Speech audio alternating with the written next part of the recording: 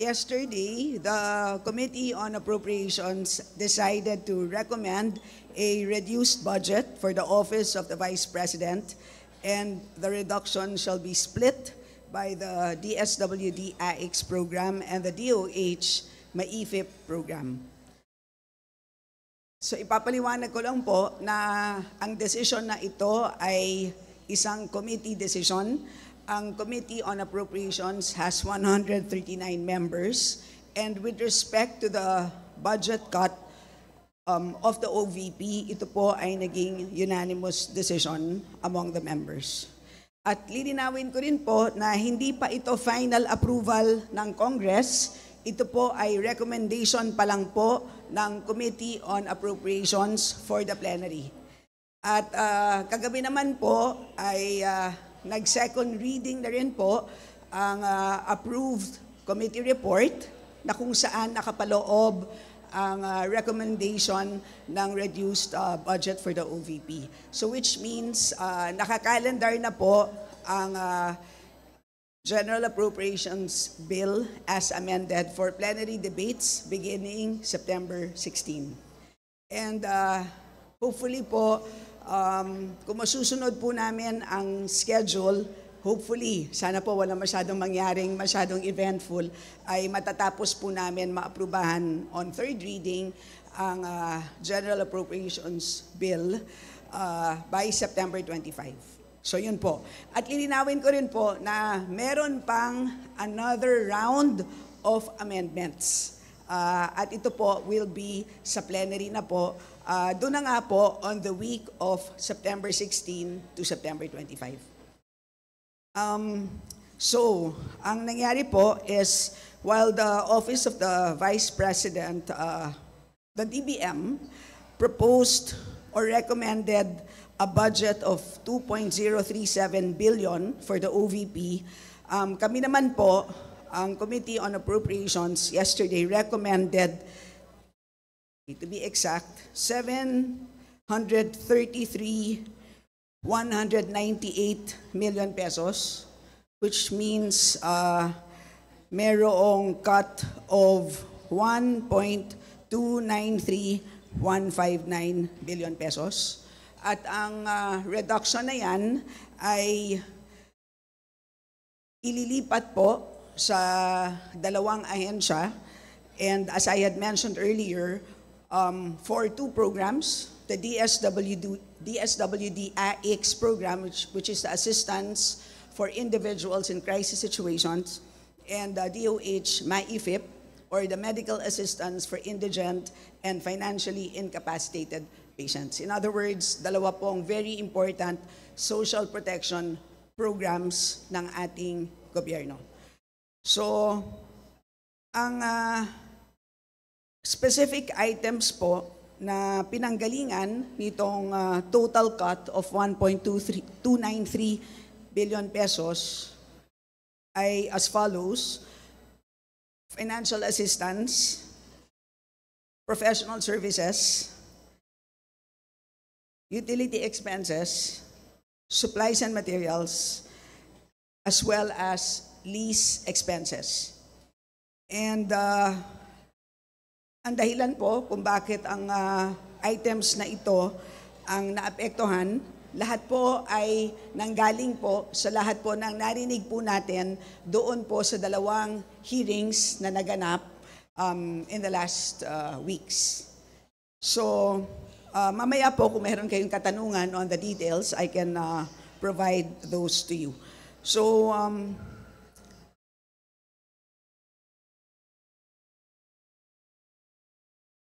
siguro just one last note before I take in questions. So again, we have one more round of amendments. Lilinawin ko, hindi pa ito final approval ng Congress. Meron pa tayong plenary debates.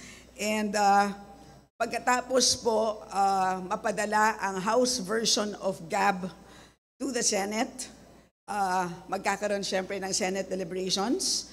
After ma-approve ang Senate version, meron pang bicameral meeting. After that, magkakaroon pa po ng ratification, meaning babalik pa po yan to both Congress and the Senate. And then after that, magkakaroon pa po ng President's approval because as you know, the President can veto and ang veto po is pwede po on a line item basis. In other words po, ganun po kahaba ang proseso ng ating budget approval, budget process at malinaw po na napakarami pong tao na involved dito po sa pag-aproba ng budget, hindi lang po 2 tao. And of course, after the budget is approved, alam naman po natin, ang budget execution is solely by the executive. So yun na lang muna po and I'm willing po to take questions. Hi po, mauna na po ako. Kong Stella, Red Mendoza po from the Manila Times. I know na yung budget cut po is on the House level.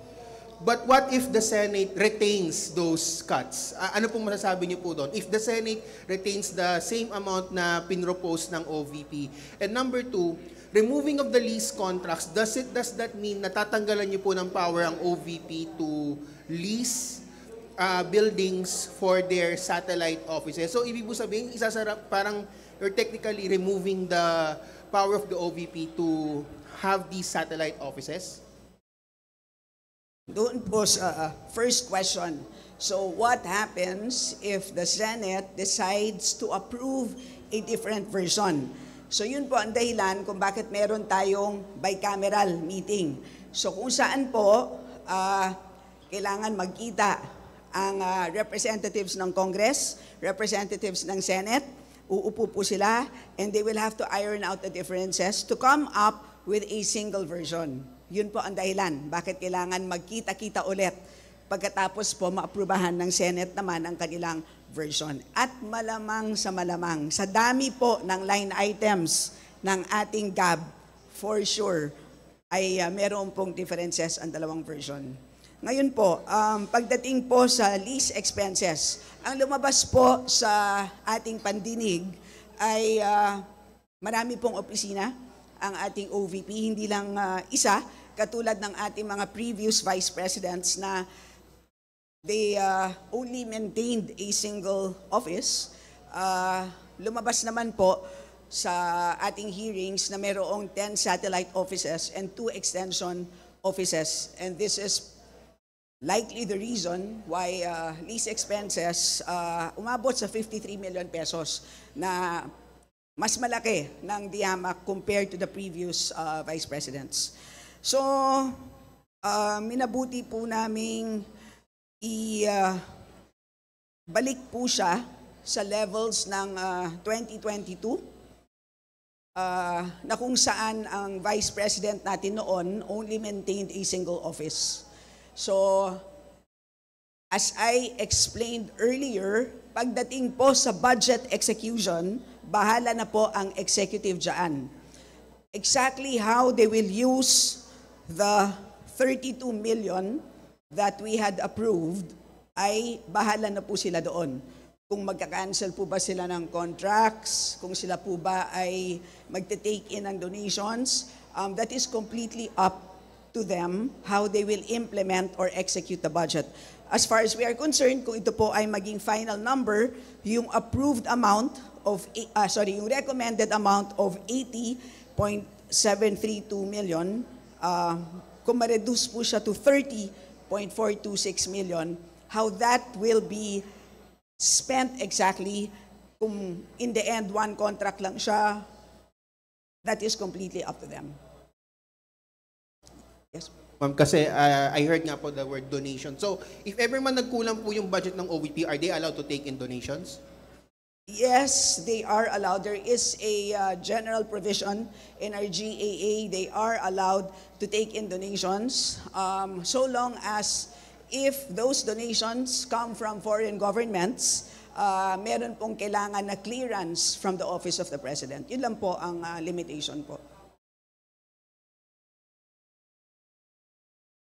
Hi, Kong Stella. Krisha from The Inquirer po. Ma'am, can you walk us through how the committee eventually decided to slash the budget po? So, ang lumabas po sa ating hearings is, of course, nagkaroon ng problema sa paggamit ng confidential funds. But moot and academic naman because last year pa lang ay tinanggal na natin ang confidential funds. Wala pong proposed budget for confidential funds in 2025. So at least that's out of the way. Pagdating naman po sa regular programs, ang lumabas sa hearing ay number 1, tila napakaraming opisina. Bakit? Whereas the previous vice presidents did not have those nationwide offices. Number 2, bakit napakaraming social programs na ini-implement, tila redundant? Bakit merong sariling medical assistance program, meron naman tayong MAIFIP sa DOH? Bakit merong sariling burial assistance, meron naman tayong AIX sa DSWD? At ang AIX at saka MAIFIP, these are mga programa na subok na. So, yun ang mga dalawang, kumbaga, nangibabaw na findings mula sa COA. And at the same time, lumabas din po na mababa ang utilization rate. Ang dami pong natirang pondo mula sa social programs. And at the same time, meron din lumabas na mga problema, implementation problems resulting from lack of implementation details or protocol according to the COA. At kung naalala niyo po ay halos may mga similar problems doon po sa DepEd tulad po ng mga problema sa delivery, nagka-problema po sa mga nabubulok ng mga tinapay, etc. So, ang sabi namin is why don't we just transfer the funds for financial assistance to the national government agencies na subok na.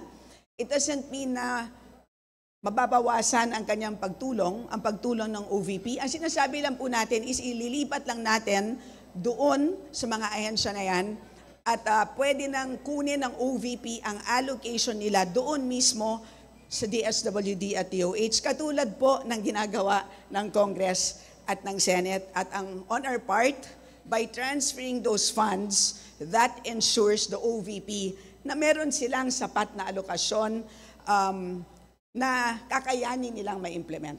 So ganun po ang naging main decision. And at the same time po, as I had mentioned earlier, pagdating sa rent, na-explain ko na po yun. And at the same time, tinignan din po namin yung professional services na tila malaki ang budget for consultants. Good morning, Kong Hana po from Billionario News Channel. Ma'am, clarify ko lang, medyo technical question. May breakdown na po ba dun sa amount na mapupunta sa AIX and dun sa MAIFIP? Yes. So, ang mapupunta po sa AIX ay additional 646,532,796. At sa MAIFIP naman, ang dagdag po dyan is 646,533,796. As you can see, almost equal amounts. And at the same time, I would like to note that this would include yung professional services. So yung professional services na tinanggal po natin sa OVP ay inilipat po natin dito po sa DSWD at sa DOH. In other words, kung meron mga job order or consultants na tumutulong po sa ating Vice President to implement her social programs, ang sabi po namin, we will put that allocation for those people doon po sa mga ahensya. In other words, ang naging very important principle is wala po tayong job, we will preserve jobs. Yun ang naging napaka-importanting pinag-isipan po. Okay po, thank you po.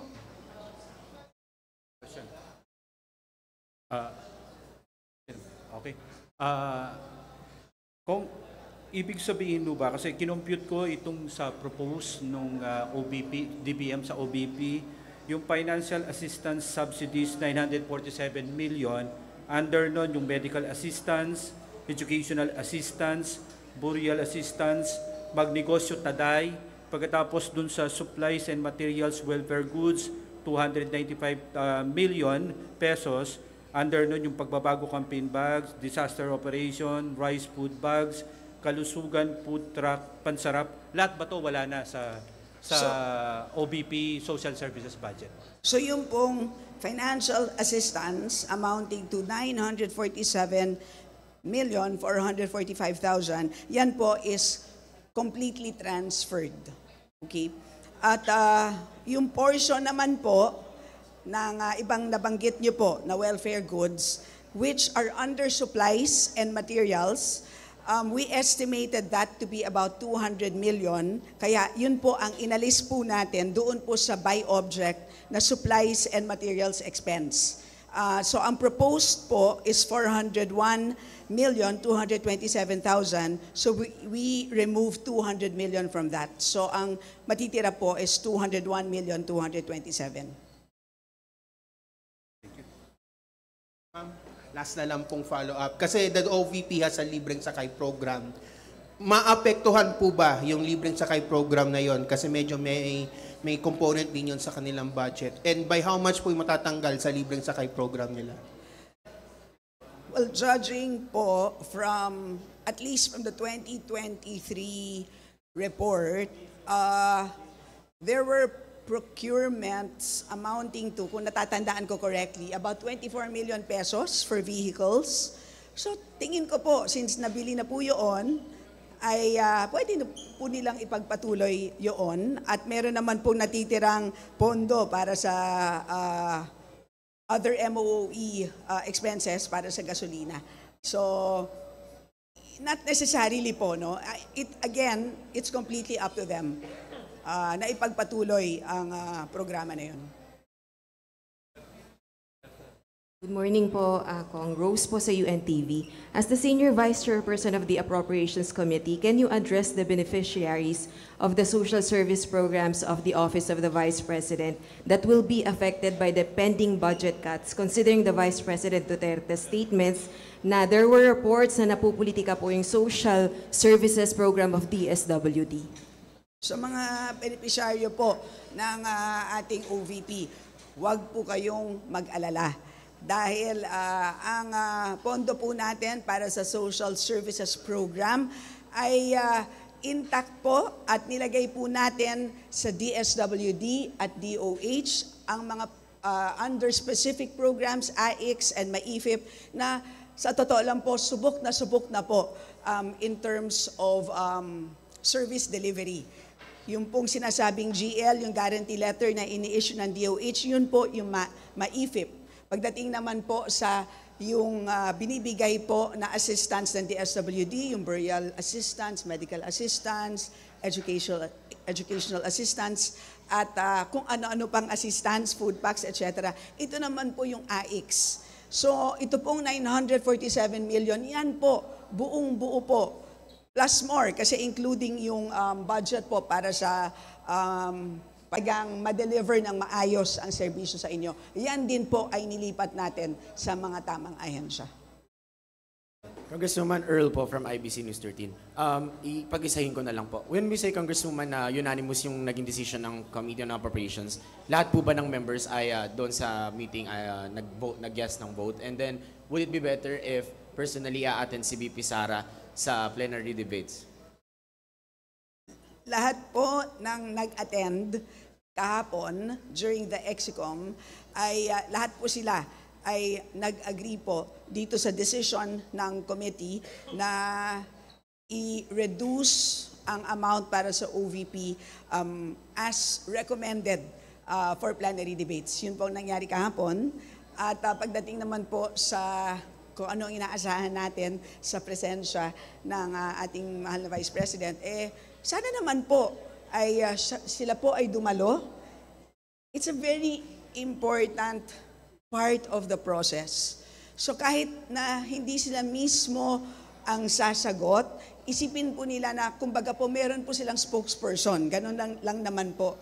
As you know, pagdating sa plenary debates, ang kaibahan lang naman po doon sa committee hearing is hindi sila pwede mismo ang magsalita sa mikropono. Sila po ay merong spokesperson, isa ring congressman. Pero sa totoo lang po, lahat ng mga sagot, halos lahat naman po, ay talagang binubulong lang naman talaga ng ahensya doon po sa congressman. So, this is a good opportunity for them. Again, hindi po kami perpekto.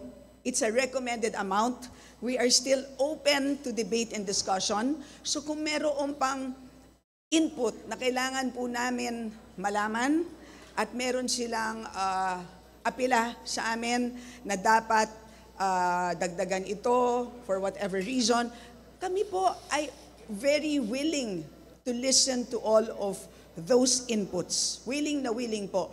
Kaya we are inviting all agencies for that matter. At sa totoo lang naman po, never naman po tayo hindi siniputan sa plenaryo. Kaya inaasahan po natin ang kanilang pagdalo. Good morning po. If we will implement yung budget cuts, meaning the Vice President also need to cut down her security scores, it's more than 400. So yung expenses lang po doon masyadong malaki. At isa-shut down na po ba yung, are you recommending na i-shut down na rin yung mga satellite office? Kasi 53 million po yung budget doon eh. Well, again po, kung makikita nyo, no, I will give you a copy of the bill or the amendments to the bill. Ganito po itsura niya, puro numero.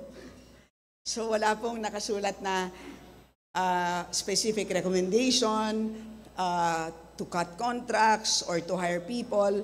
Hindi po ganon. Because again, we approve the budget amounts, but the executive implements that amount. So in the end po, kung ganito po yung amount ng lease that is available to them, ang inaasahan nila ay 80 million, pero kunwari ang nakuha lang nila ay 32, kailangan nilang pagkasyahin yun. If that will mean doing certain things, ay nasa sa kanila na po yun. Ay ganun din po pagdating sa security.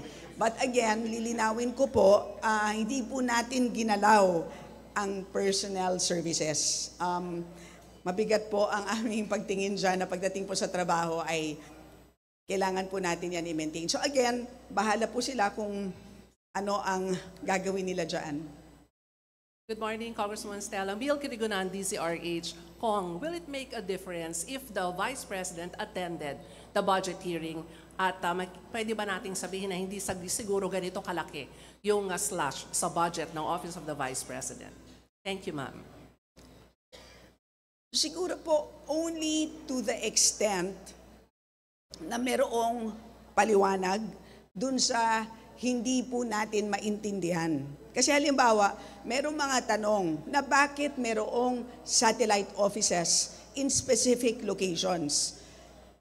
Ang COA ay paulit-ulit na tinanong ng mga congressman at syempre po ang sagot ng COA, ang maganda pong tanongin ay mismo ang OVP. So, only to that extent that if we can get better answers, better justifications, baka po. Pero kung hindi naman po magbabago or hindi naman po magbibigay ng dagdag na input, palagay ko ito na rin po ang kauuwian ng desisyon ng ating komite.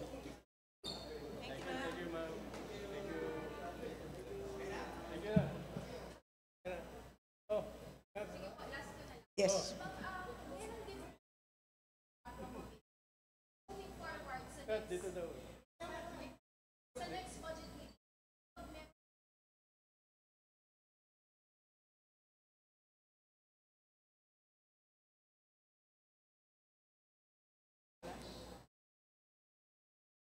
For the moving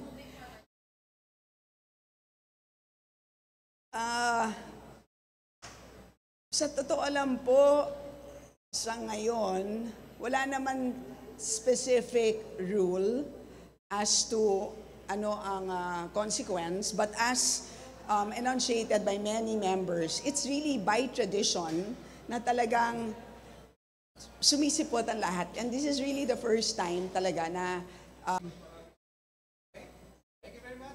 right? Maraming salamat. Magandang araw.